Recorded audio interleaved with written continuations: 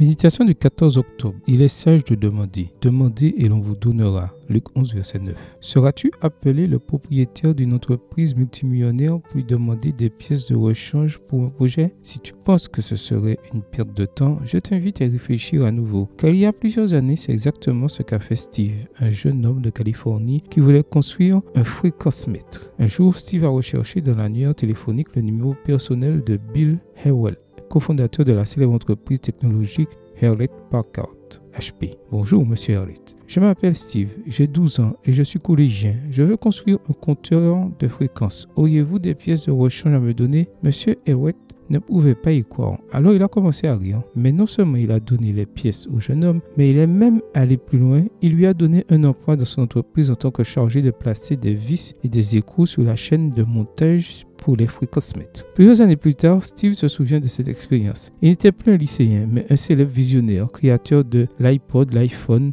l'iPad et cofondateur d'Apple, la plus grande entreprise au monde. Beaucoup de gens manquent de belles expériences simplement parce qu'ils ne demandent pas, a-t-il commenté. Et c'est ce qui différencie ceux qui réalisent de grandes choses de ceux qui rêvent seulement de les faire. Il faut agir, être prêt à échouer. Si tu ne demandes pas, tu n'iras jamais loin. Si demander semble être la clé pour entreprendre et réussir dans le monde des affaires, peux-tu imaginer cette implication dans le monde spirituel? C'est pourquoi je ne suis pas surpris que Jésus ait pris la peine de nous apprendre à demander. Dans Luc 11, le Maître nous invite à demander pour que Dieu nous donne. Car quiconque demande reçoit. Voir Luc 11, verset 10. Se pourrait-il que beaucoup d'entre nous se privent de grandes expériences et de grandes bénédictions parce que nous n'osons pas les demander? Dieu est plus disposé à nous donner ces bénédictions que M. Hewlett n'était disposé à donner des pièces de rechange à Steve Jobs.